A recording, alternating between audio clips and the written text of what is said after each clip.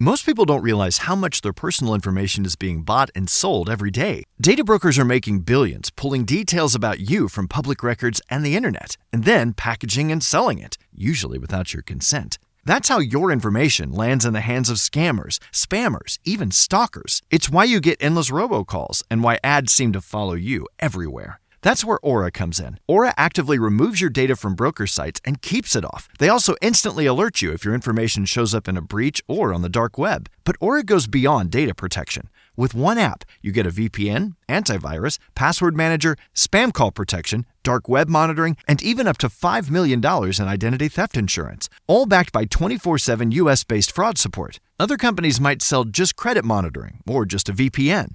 Aura gives you all of it, together, at the same price competitors charge for just one service. Start your free trial today at aura.com/remove. Protect yourself now at aura.com/remove. It's in our blood, it's in our bones, orange and brown, yeah, we ride for our own like a dog pack running. We ain't alone, game day comes, get ready for the show. It's our call, it's our bark, it's our song. We stand tall, yeah, we've been here all along.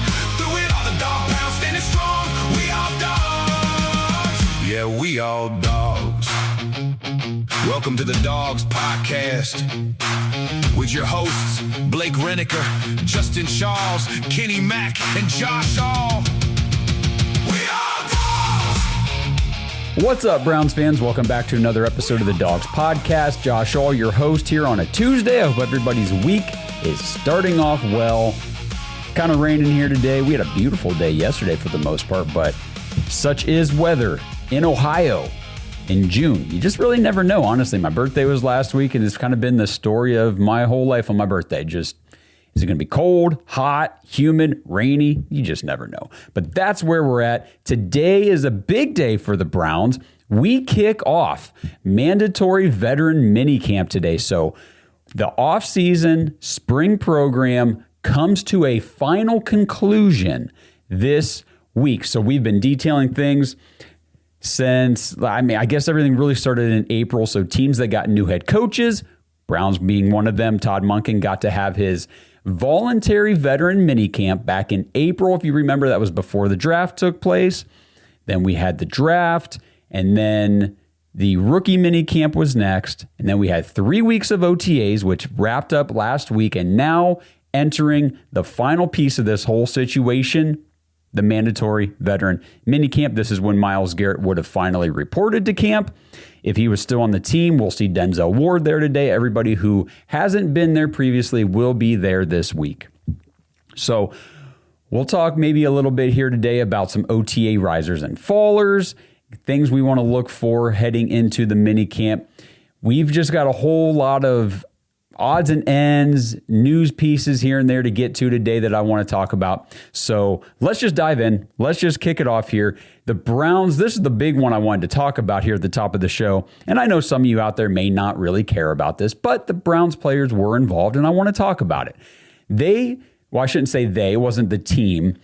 Several Browns players, it wasn't everybody, but it was some of the young guys and new guys on the team, got together, I guess. I honestly don't really know the full details of this story because it hasn't been widely reported or covered in the mainstream media. Not surprised about that, but I'm going to do my best to give it its fair highlight here. But several players led the first ever Cleveland for Christ event Sunday, this past weekend, at the Berea Municipal Pool. So in coordination, I believe here, let me bring up some of my notes for this, but it was in coordination with some local Cleveland ministries, the Cleveland FCA. They were promoting this event as a community worship service to bring people together around the Christian faith. So you had, and again, there might have been more guys there from the team than what I saw listed. But from what I was able to find, you had Carson Schlesinger, last year's Defensive Rookie of the Year, Mason Graham, last year's top 5 overall pick. We had Tyson Campbell, Daniel Thomas, Blake Whiteheart, Jack Stoll, and Shador Sanders were all at this event. And again, if I forgot anybody that was there, drop it in the comments. Let me know if I missed anybody. But these guys got together with community leaders and brought the public together at this event. There was worship music, there was prayer, public testimonies of faith. They even had baptisms. Carson Schlesinger got baptized. That was the popular video going around on social media was of Schlesinger getting baptized. It was just a really cool event. I posted about it on X the other day. Shout out to Rebecca on X. If you're listening or watching, I just want you to know I love what you posted. She shared on that post a couple images, photos of herself getting baptized at the event. She says she got to sit down with Blake Whiteheart, the Browns tight end, and talk about how football saved her life. She didn't elaborate on the story. She doesn't need to. I just thought it was awesome that she was willing to give her testimony and put her pictures and share her story on the post with everybody else. So overall, pretty cool event. And we'll see if they decide to do a second annual next year. But I just wanted to highlight that event from over the weekend. And really what it leads me into is a culture shift for the Cleveland Browns. This is a young team. And anybody out there that's telling you or posting about how this team is going to go 0-17. I see that all the time. Oh, it was an 0-17 team. Guys, knock it off. Come on. And talking about how, this rebuild's going to take forever and this team's going to suck. And my goodness, the negativity out there is insane. But if you just look at what the Browns have done, the players they've brought in, and what the players are doing, again, what people say is important. Obviously, we listen to what people say, coaches and Andrew Berry and the players and stuff, but follow their actions. Actions over words, I think, is a big theme that I've started to bring onto this show, especially when talking about the Myles Garrett trade. You know, they came out and they said, oh, Myles is a career Brown, yada, yada, yada. People wanted to latch on to these words that were said, but you got to follow the team actions and what they're doing, like moving the bonus date to September, like that speaks a little louder than the words. So for the words and the actions, look at what the young players on this team are doing. And I think that's the big highlight for me. There's energy here, guys. There's hope, but it's not like a desperate, oh, we can get there, guys, type of thing. Like, we've been beat down. You got to remember, all these young players that are here are new. You know, whether they were here last year as rookies, this year as new rookies, or new additions to the team through free agency, trades, what have you. As Browns fans, we've experienced the decades of disappointment from this team. The 0-16, the 1-15, the 3-win seasons, all that kind of stuff. But these players they're not scarred by that like we are. They're not ingrained in that like we are. They want to win. They want to go out and play freaking football. And you can feel that. Yesterday, the Browns had their media day. If you watched the video clips, you know, that the Browns social media team put out there, and I know, obviously, you're supposed to act hyped up for these media sessions and everything. It's the videos they're going to play on the Jumbotron, on the scoreboard in the game when you make a touchdown or a big hit or a sack or whatever. But it just feels different. I don't know if that's just me being like in Browns fan optimist mode right now, but I just feel like these guys are bringing a different mentality, a different leadership, and this goes back to the Cleveland for Christ event. It's just it's a youth movement, and all of these guys have embodied leadership roles. Whether it's, obviously not every single player can be the leader on the team. That's impossible. You can't do that. But all of them seem to take leadership over themselves, and I think that's the key. Accountability. You may not be a leader of the entire team and may not be a guy that the entire team looks to as a leader, but you can always be a leader over yourself. And a lot of times you get players that unfortunately just don't have that. They don't lead themselves. They don't really care. They don't practice hard. They're not all that concerned about their performance. It's a paycheck type thing. I don't know, man. This team feels like they've got a lot of individual leaders over self, and I'm excited about that. I am very excited to see what comes of this team. Now, I'm not sitting here telling anybody that it's going to be a 10-win season, but I don't think anybody out there talking about this being a 0-17 roster and this team sucks, and just the people that love to crap on the Browns because it's kind of the cool thing to do, I guess, for some reason. I think you're way off base. Way off base.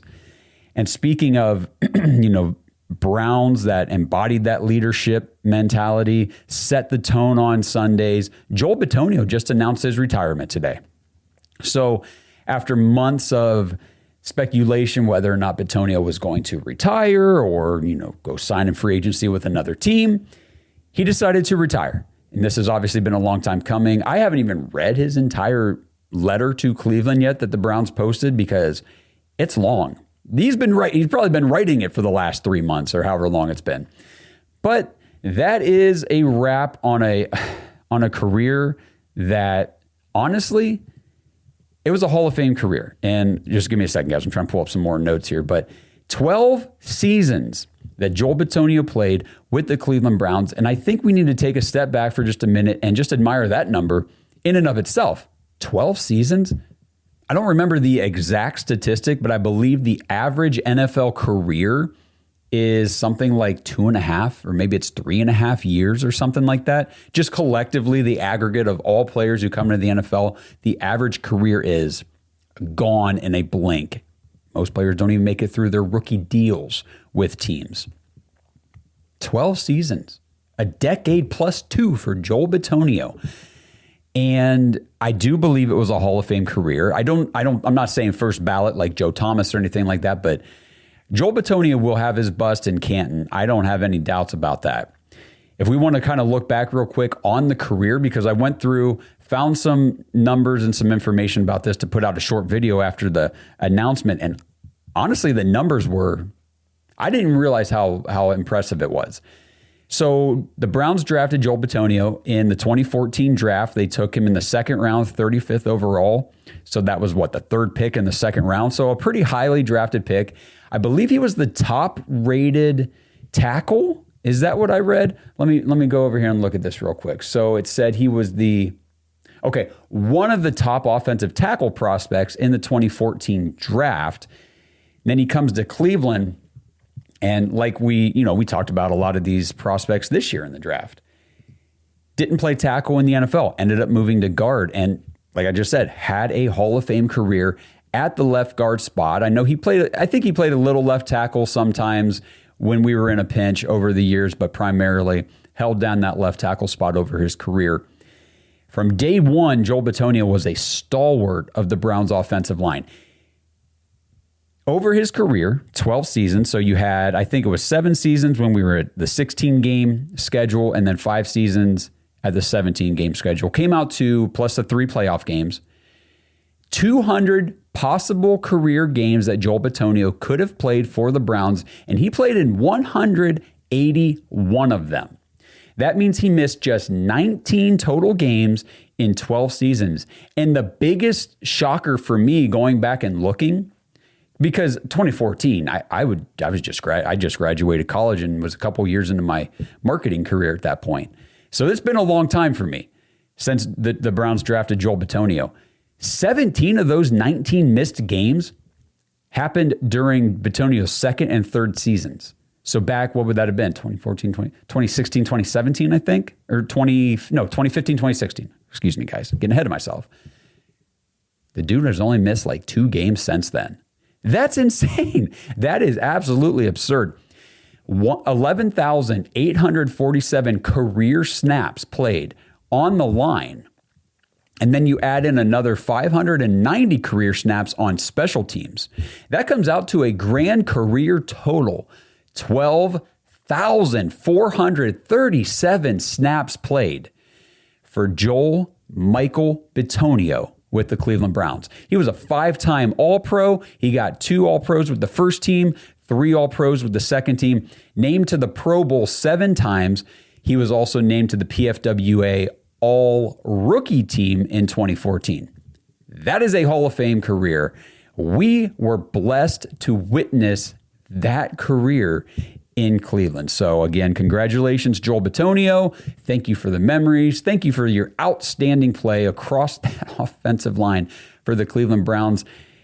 it has not been pretty. I know I was kind of skim reading through the goodbye note and, goodbye letter, goodbye novel that he wrote. I'm not cracking fun at him. I mean, I'm sure he worked really hard on that, and I will read the whole thing. But in there, he talked about how, yes, over his career, he did have aspirations to obviously play in and win a Super Bowl. I think all of these guys have that on their bucket list in the NFL, but he did say one of his main goal was to begin and end his career in Cleveland, to retire a Cleveland Brown, and he felt like the job was successfully finished. And I do too. I think that you can't ask for more from a guy than what Joel Bitonio brought to the Browns. And it is the end of an era for the Browns. Obviously, you've got a couple long-standing vets left on this team, primarily Denzel Ward, who's still left over from that 2018 draft.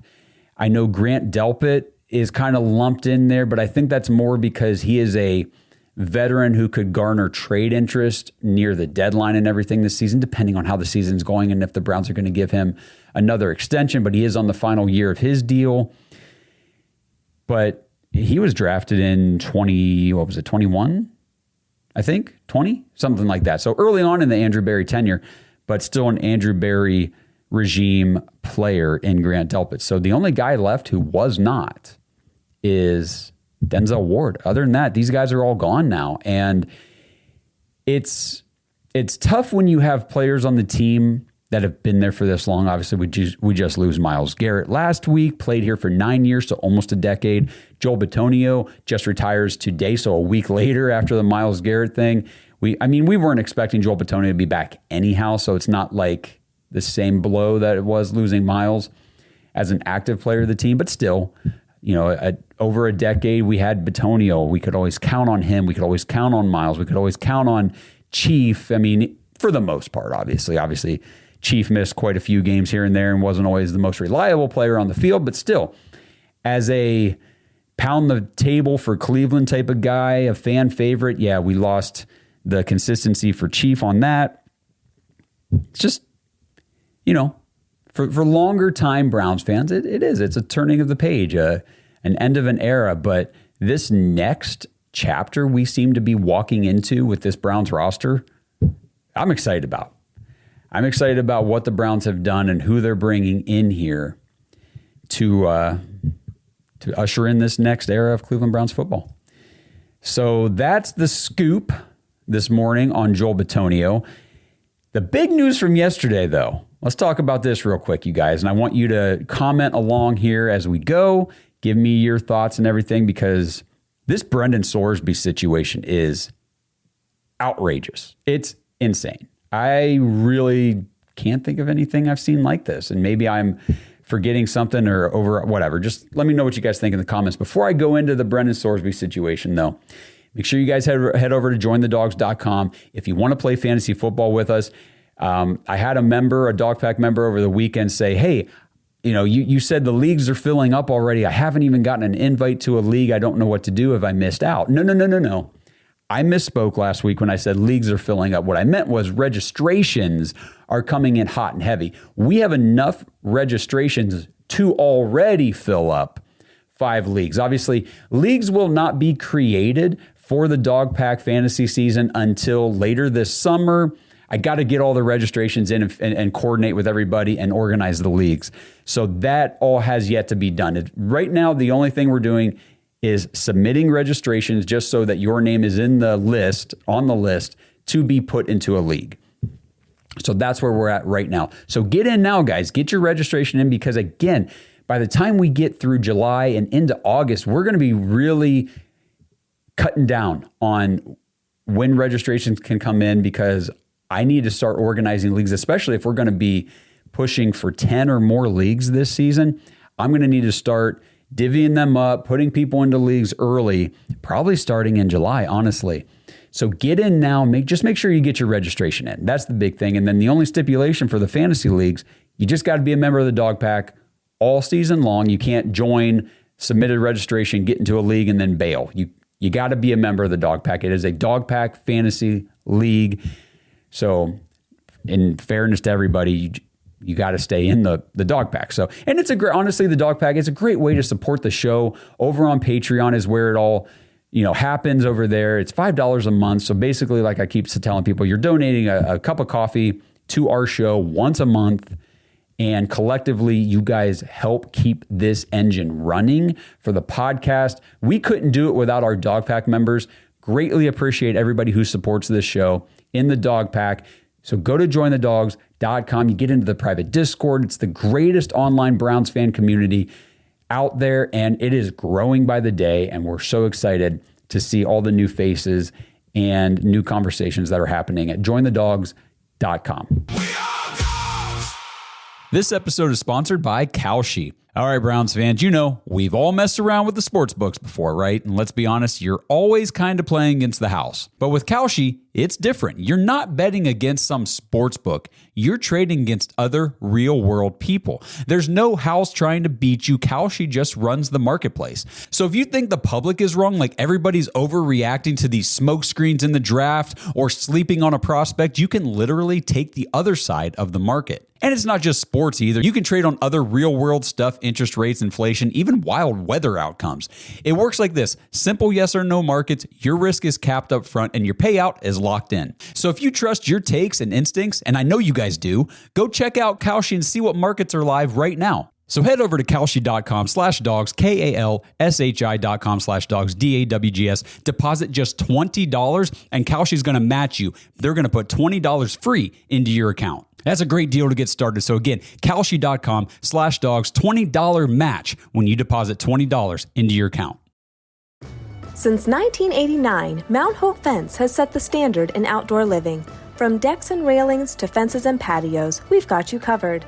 Our lineup features top brands like TimberTech, Alumagard, Preferred Railing, and Unilock, along with our own premium Duralux vinyl products.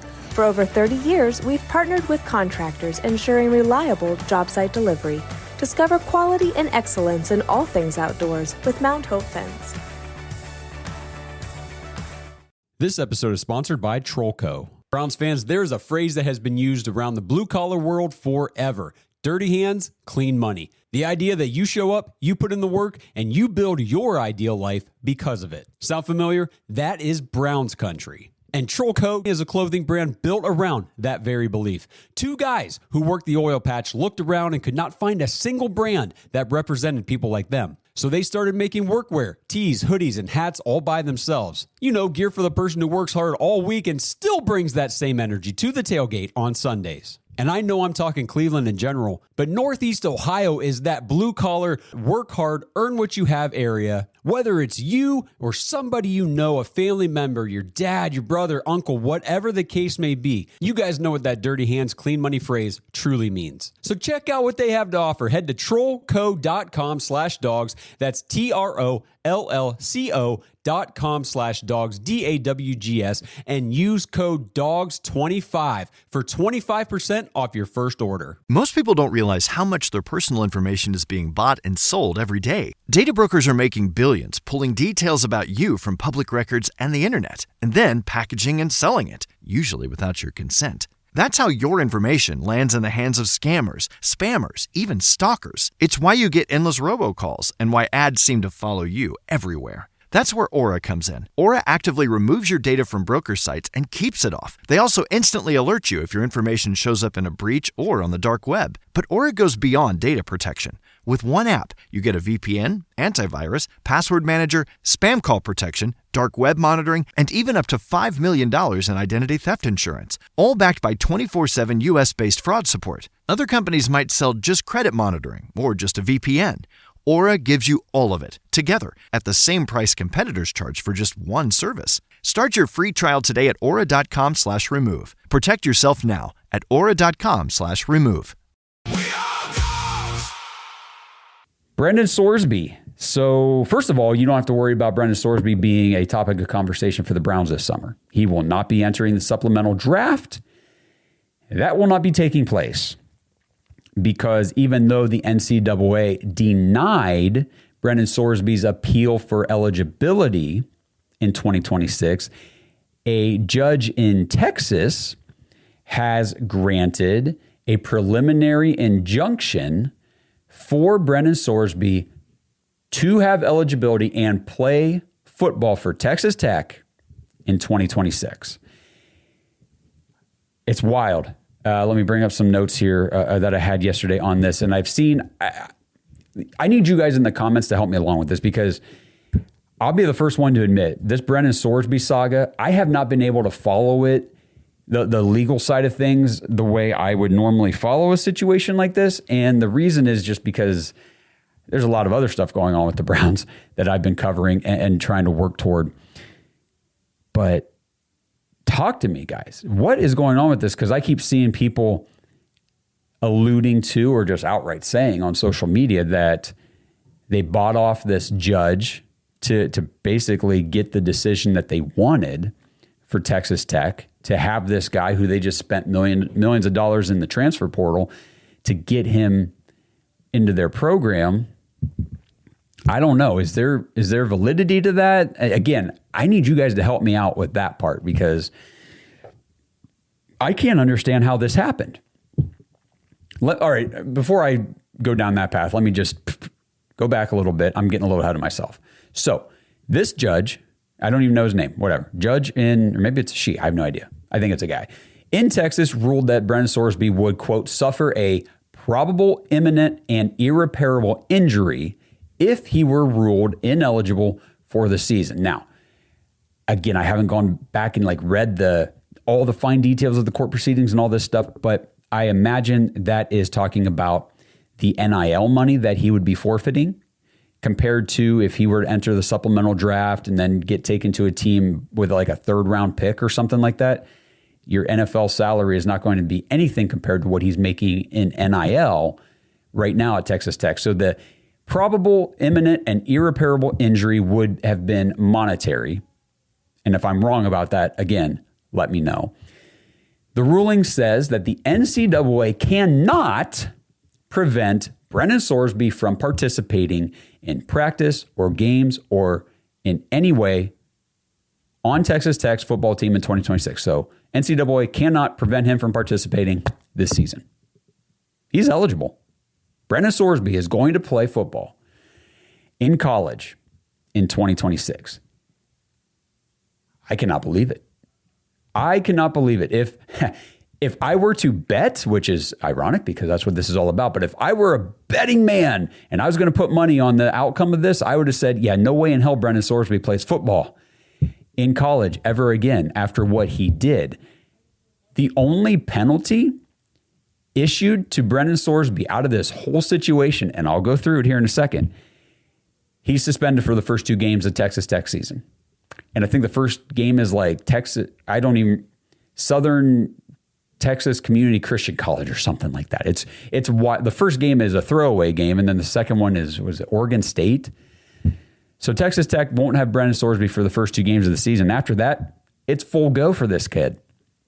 So the situation in a nutshell, Brendan Sorsby placed thousands of bets, over 9,000 bets over his college career so far. He wagered over $90,000, okay? It's not like he's placing $5 bets here and there. 9,000 bets worth over 90 grand while he was the quarterback at Indiana and Cincinnati, and it's already come out, and or he admitted to it or whatever. He's already placed bets this year in 2026 since he's been with Texas Tech. And the biggest thing, this is all forbidden by the NCAA. Obviously, you cannot place sports bets while you're in the NCAA.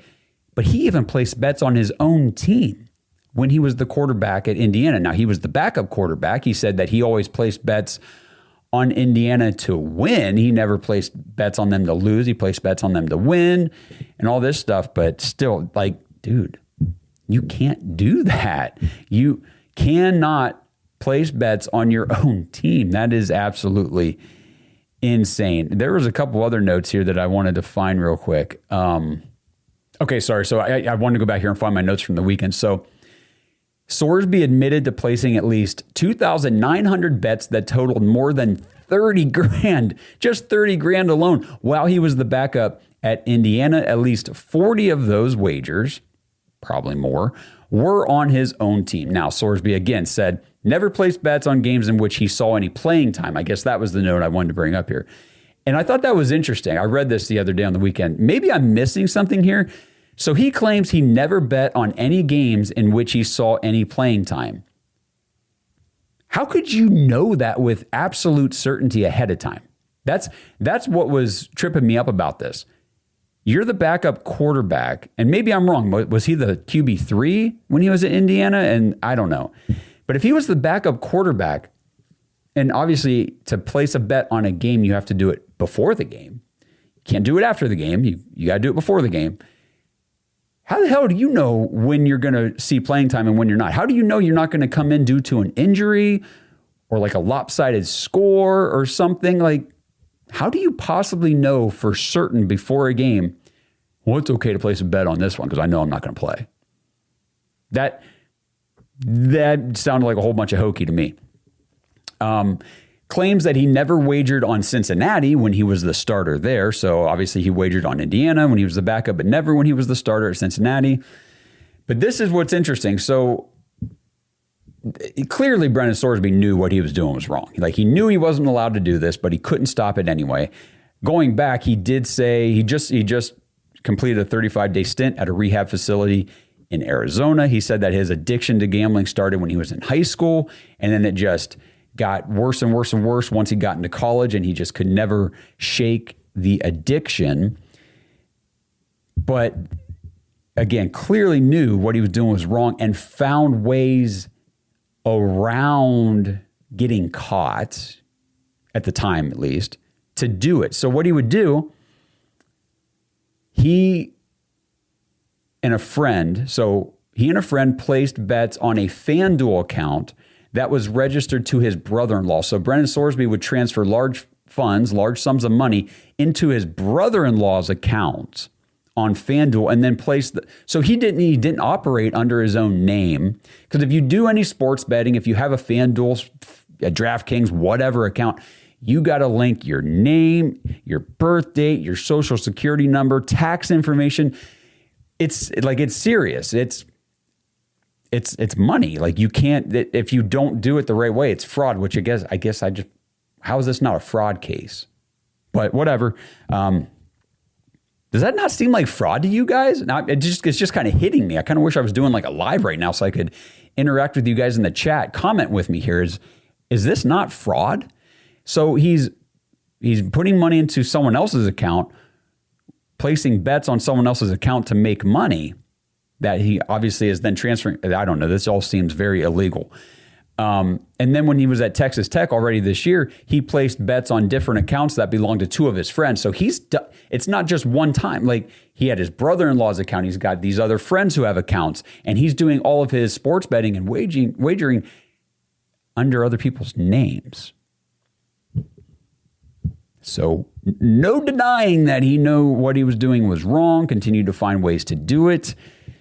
Says that he is obviously learned from it, and now he wants to use his experience to help others in the same situation, yada, yada, yada. I guess the big thing here, the NCAA is pissed about this. They are big time mad. They fired back that, by allowing Sorsby to continue playing sets a and I agree, a very shaky precedent for the integrity of college sports, not just football, but college sports as a whole moving forward. Because if one guy can get away with doing this, you just appeal until you find a judge that'll rule in your favor. Who's to stop the next guy from doing it, or gal, in any of these college sports? So I expect NCAA is going to continue to appeal back. They're going to fight this because you can't set a precedent where betting on your own team, betting while you're in the program, while you're in the NCAA, this is a very slippery slope, and this could be the beginning of the end of college football, college sports as we know it, because there's already a large faction, a large group of people out there. And maybe you're one of them. And if you are, I'm not saying you're crazy. There's a lot of people out there that already think sports is fixed, that sports is rigged because of all the gambling, the betting. I mean, every NFL game you watch has a pregame, segment on Fox or CBS or whatever network you're watching on, NFL Network. They got segments sponsored by DraftKings. Let's put together our 3-leg parlay for the day, and then they turn around, but they look at their players and say, but don't you guys do it. That'll hurt the integrity of the game. But all you folks at home out there, let's start betting, and it's kind of wild how driven all sports is being right now. Everything you can't look at a field, you can't look at a basketball court without seeing DraftKings Sportsbook just everywhere.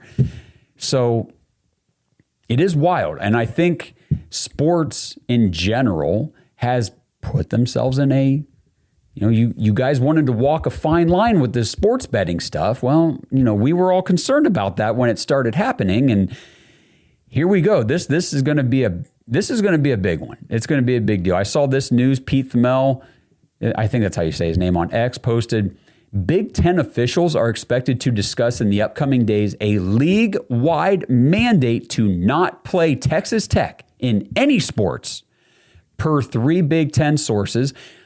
And this is in the wake of Nebraska Athletic Director Troy Dannon informing his staff that they are not allowed to schedule Texas Tech in any sport moving forward.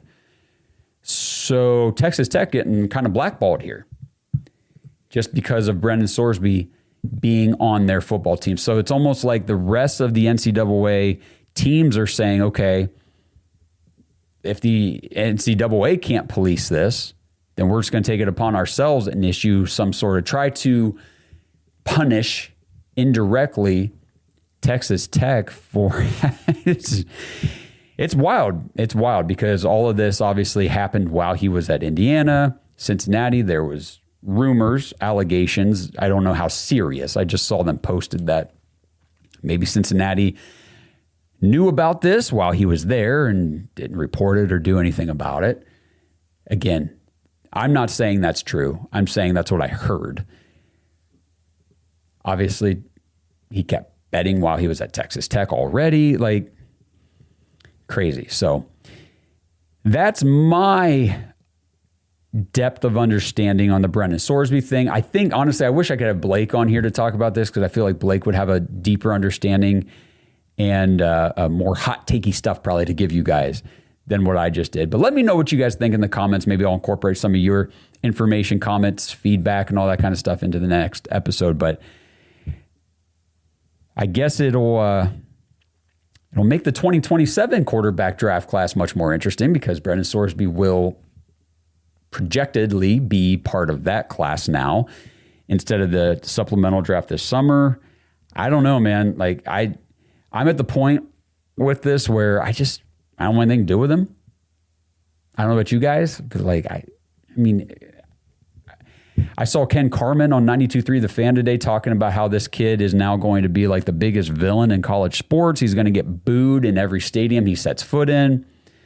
And I'm sitting there thinking, well, we've already got a guy like that. We've already got a guy that gets booed in every stadium, including our own. I don't need another villain at quarterback. I want somebody I can freaking root for and feel good about it. Yeah, I'm good. I'm good on Brendan Sorsby. I don't think we need to go down that route. Let me know what you guys think, but just wanted to bring that up. Obviously, this is an ever-developing situation and story, so we'll keep touching on it as we go through the summer and into the season and everything, but it's going to be one to watch because, again, this is a case that the NCAA cannot lose if they want to maintain any sort of authority in policing gambling and sports betting and this type of situation moving forward. Because if they lose this completely, there's really nothing they're going to be able to do. And that could really hurt the integrity of the sport, of all college football sport, or all college sports moving forward. We are dogs! This episode is sponsored by Butcher Box for Pets. Browns fans, ButcherBox for Pets has a deal you cannot pass up for your four-legged family members. Right now, you get 50% off your first subscription order of the premium slow-cooked nutrition dog food or the premium fresh dog food. Just go to butcherboxforpets.com/dogs, DAWGS, and use promo code DOGS when you check out. It can get confusing because we're the dogs, we love our fellow dogs, our dog pack members, and the Dog Pound faithful. But let's not kid ourselves. The most important dogs in our lives are, well, our dogs. And they're not just pets, like I said, they're part of the family. So the question is, what are you actually feeding them? At ButcherBox, they believe in real ingredients. Their pet foods have been developed and certified by vet nutritionists to contain 0 artificial flavors or preservatives.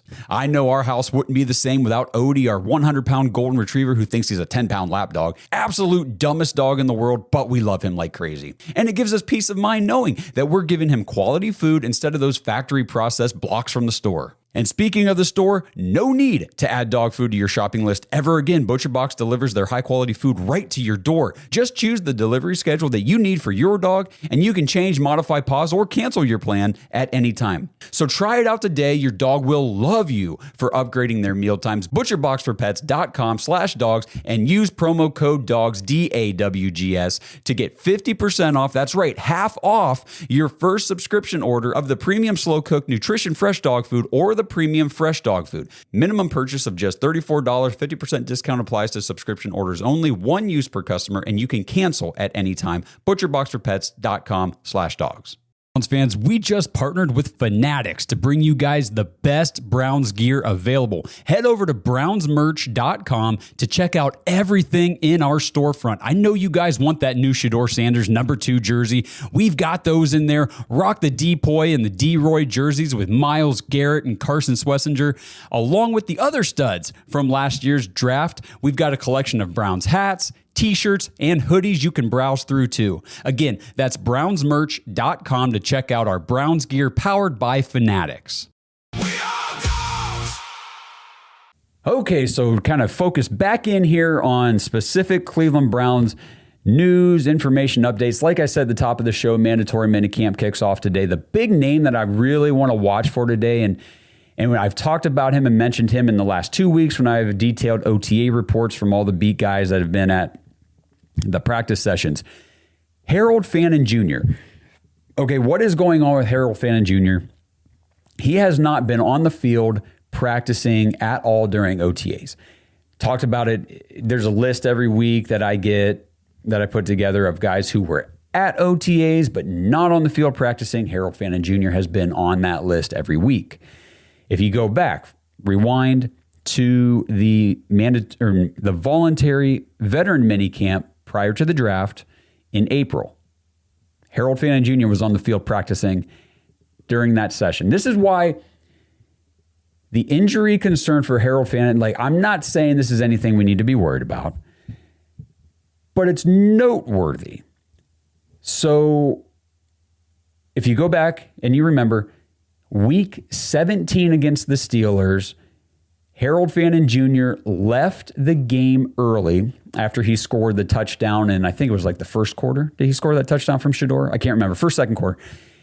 He didn't end up finishing that game because he aggravated a groin injury. Now, he didn't sustain the groin injury from what I remember during that game. It had happened in a previous game or practice or something, and he'd been dealing with the groin injury. I think he'd been on and off the injury report as a, questionable, limited participant, what have you. Ends up playing in that game in Week 17, leaves the game early, and then he misses the Week 18 finale in Cincinnati. Didn't really think much of it all offseason. Okay, so he ended the season with a groin injury. Time off and everything, he should be fine to go. The voluntary minicamp comes up. He's on the field practicing. All looks well. But now we're at OTAs and he hasn't practiced at all. It's a little bit concerning whenever you have a guy who got hurt, then did practice, and now is not practicing. What happened to that injury? Now, obviously, we don't get any sort of detailed information about injuries from the team right now. They're not required to disclose any of that information. So that's an in-season requirement when they have to report what injuries the player's dealing with and all that. But right now, we're just left to speculation. So I'm hoping it was just a small re-aggravation of that groin injury, and they're just holding him out of OTAs as a precaution. And I would expect he's not going to practice this week at mandatory minicamp. Maybe I'm wrong. Maybe he'll be out there today, tomorrow. We'll see what the media is reporting when they're there. But I would imagine we're not going to get any more information on this injury thing for Harold Fannin until training camp. So that's, I'll save like my very serious worry and concerns about this until training camp opens up and we see whether or not he's on the field then. But it's just something to take note of because this offense, I'm excited. I don't want to sugarcoat anything for you guys. I'm excited for this offense. I'm excited to see what Todd Monken can do because I had zero faith in Kevin Stefanski's offense the last 2 years. I want to see what a new offensive system can look like. I want to see what Shedeur Sanders can look like in year 2. I don't care about Deshaun Watson. I want to see what Quinshon Judkins looks like in year 2. He looks freaking healthy and explosive. I want to see if we can find ways to actually get Dylan Sampson involved on a consistent basis because I think he can be a stud. Casey Concepcion, Denzel Boston. I want to see what Isaiah Bond can do in year 2. I'm excited for this offense. I will be much less excited if Harold Fannin Jr. is not a part of it. We need him. So we need him healthy. So that's why I'm keeping my eye on this situation and paying close attention to the availability, the participation, and just the overall health status of the Browns' leading receiver from last year. Leading receiver as a rookie tight end in the 3rd round. That doesn't happen very often. So good for Harold Fannin Jr. from last year. We need him this year. I'm excited to watch him play. Obviously, got his jersey number here on the wall behind me because I love this kid. All right. What else do I want to talk about? Oh, okay. I think maybe we'll kind of wrap up with this. I mentioned like OTA risers and fallers. I've been doing kind of like some short reel clips on TikTok and stuff about the risers and fallers. But I think if you go back and you watch the reports that I did each week after the media sessions at OTAs, you can kind of get a good idea of who the risers and fallers are. I don't need to go too much into that. We'll probably do a more riser and faller type episode in the summer break coming up here before training camp. But for now, I just want to end today's show with a prediction. And obviously, it's been the most heavily debated topic all offseason. Browns QB1, this quarterback competition that we are having. Will Todd Monken name a starter this week? I saw Tony Grossi, it was either yesterday or this morning on ESPN Cleveland, and I think his quote was something like, he expects Todd Monken to... Now, you got to take it with a grain of salt. He didn't necessarily say name a week 1 starter, okay? So Tony Grossi is not saying Todd Monken's going to name his week 1 starter right now in, the second week of June. I think that would be stupid. I don't think that's going to happen, by the way. I don't think there's any chance that happens. You're not getting a week 1 starter named right now. If Todd Monken named a week 1 starter right now, second week of June, I would start questioning his validity as a head coach. I would, because I think that that's a very irresponsible move to make.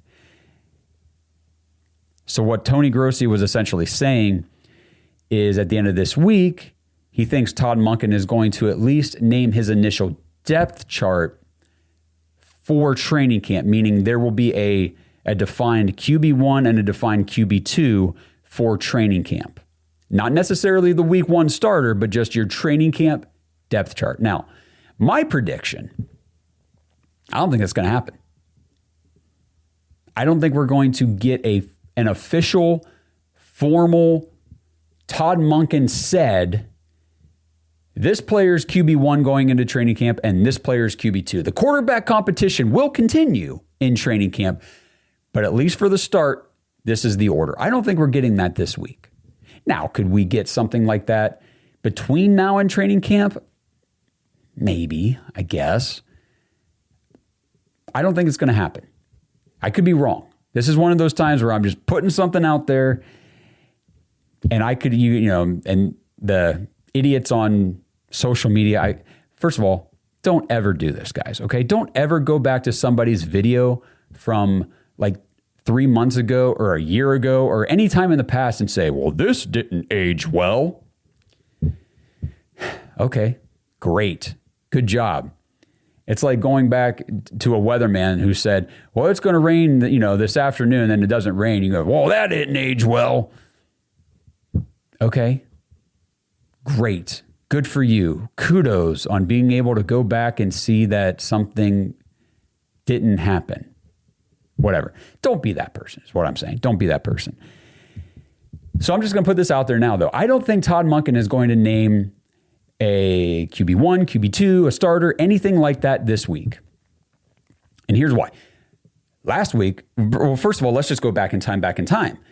Every instance when Todd Monken is asked about the quarterback competition, he gives zero indication that there is a leader.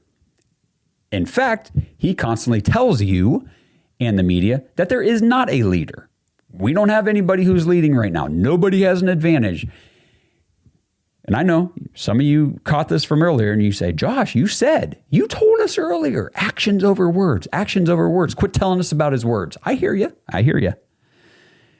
Well, let's talk about his words real quick.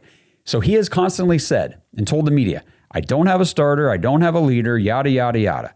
Last week when pressed about this, Todd Monken said that he would like, or how did he put it?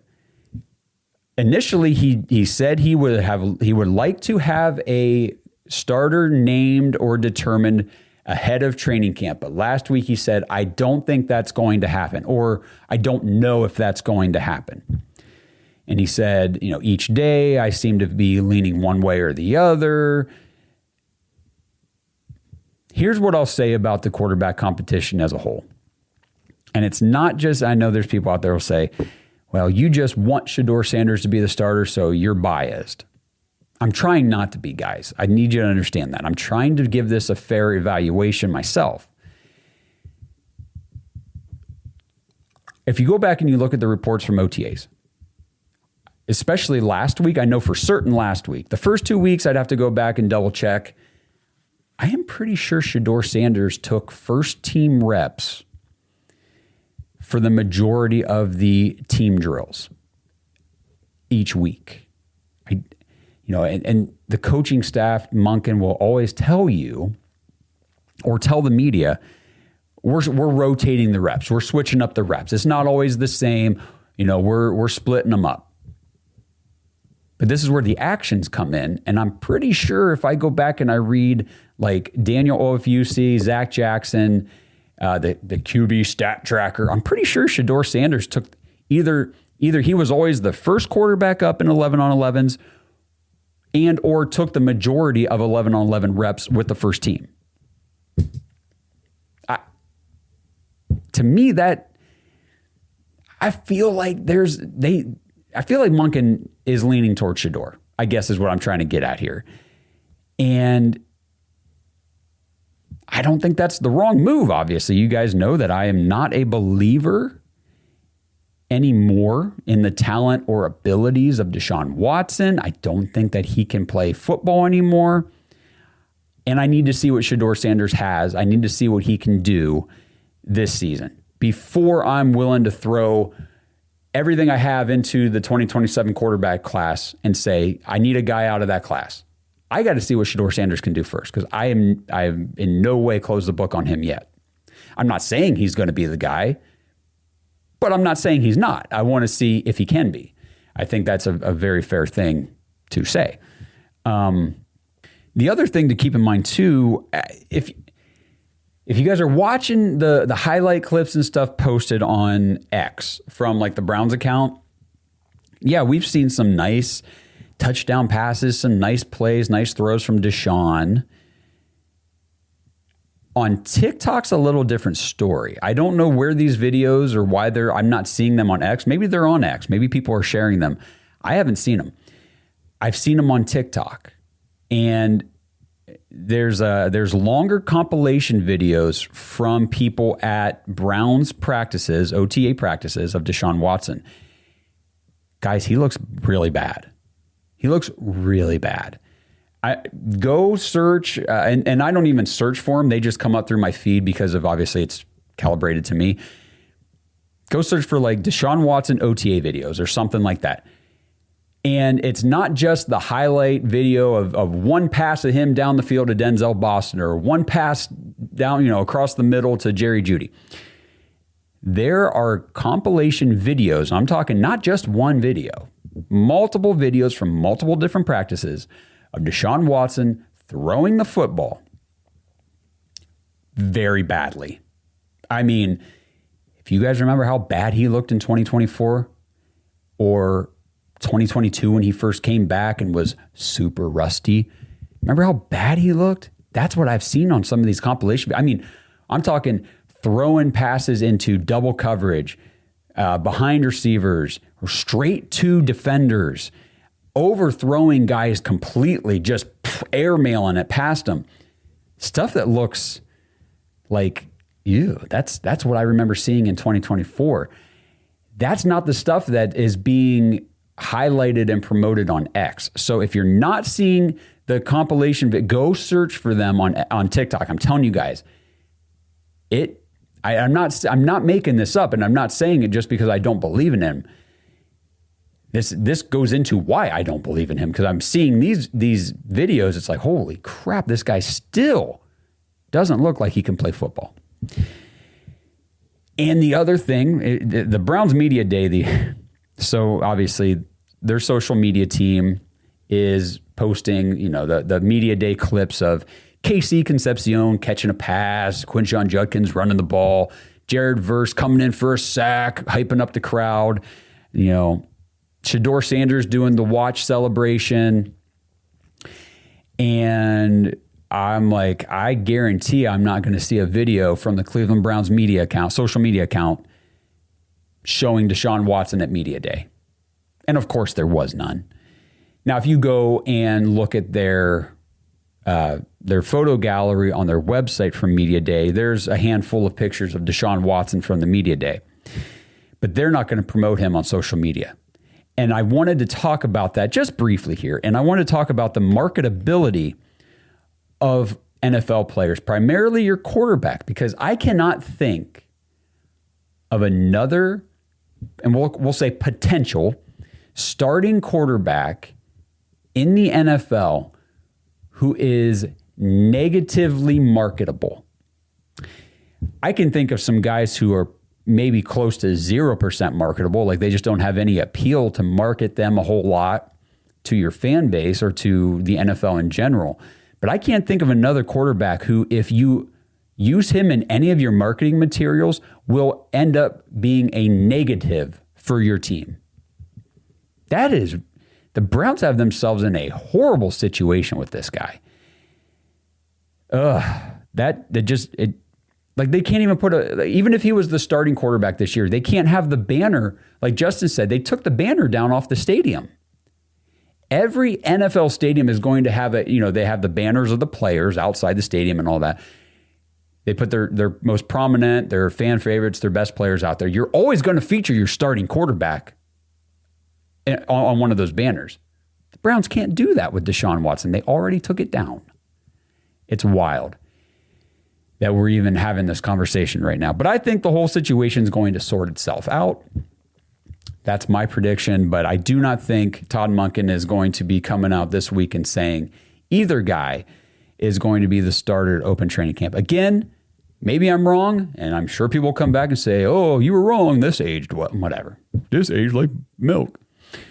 Okay, whatever. Well, you get on here and make a bold statement then, I guess, but I don't think there's really anything else I want to dive into here today. I will have another episode later this week. We're going to be talking about some of the information, the news notes that come out of this mandatory minicamp.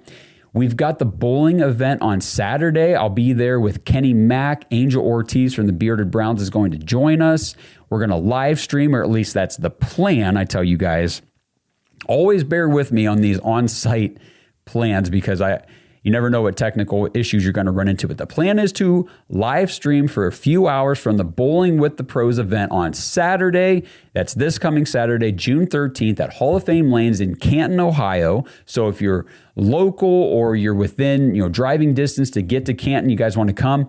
I believe if you want to bowl at the event, it's $50 to bowl. And then if you just want a ticket to come to the event and come in the door to hang out and meet the Browns players and watch everybody bowl, I think those tickets are $20.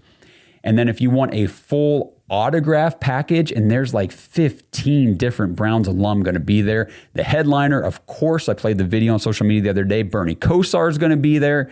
So make sure you guys come check that out. But the full autograph package, I believe, is $200. So just come check it out. And if you can't make it, tune into our live stream on Saturday. Hopefully we'll get Bernie to sit down with us. We'll have a couple of the other alumni come, join the show, talk about the upcoming season, talk about this current Browns team. We'll pick their brain, get some stories from them from their playing days. We did this last year at this event. It's a ton of fun. We're looking forward to it. Really excited. So that is Bowling with the Pros, Saturday, June 13th from 11 to 4 at Hall of Fame Lanes in Canton, Ohio. So thanks again, guys. I appreciate you tuning in here on a Tuesday.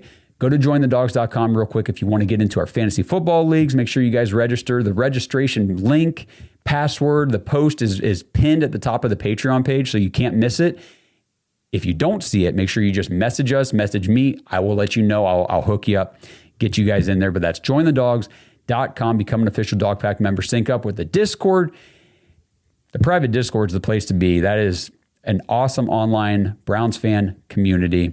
And I really want to see more of you guys come be a part of that. It is a ton of fun.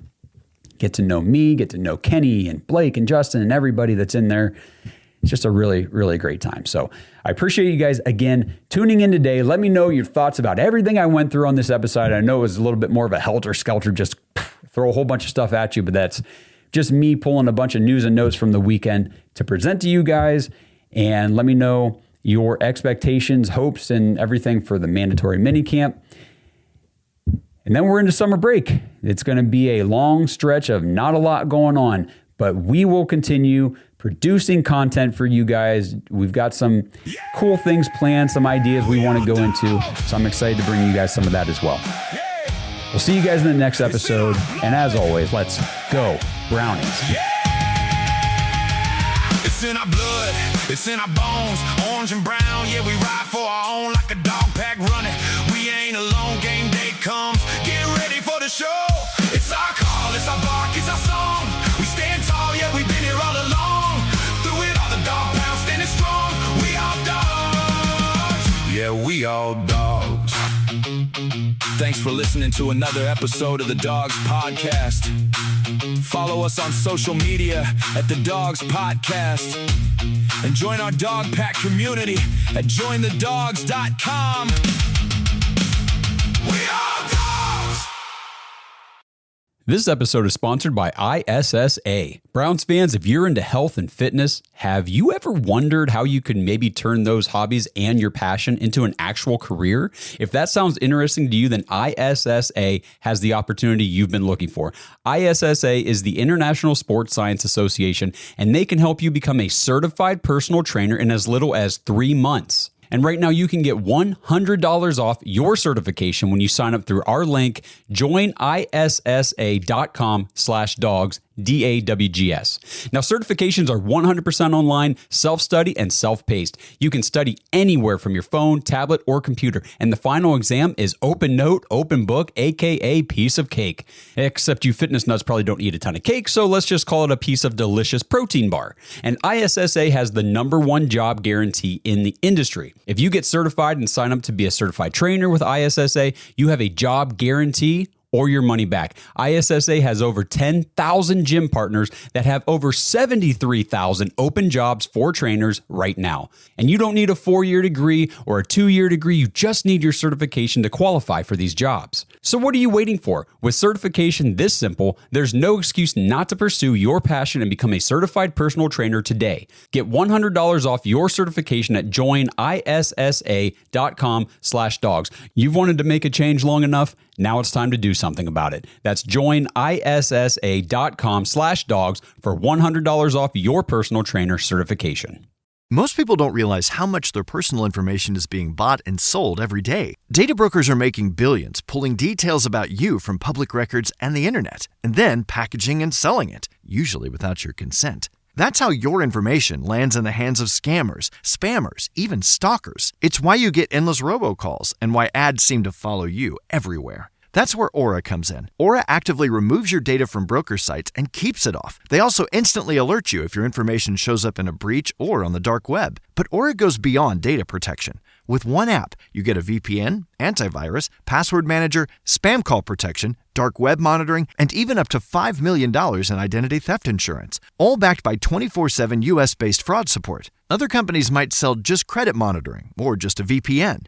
Aura gives you all of it, together, at the same price competitors charge for just one service. Start your free trial today at aura.com/remove. Protect yourself now at aura.com/remove.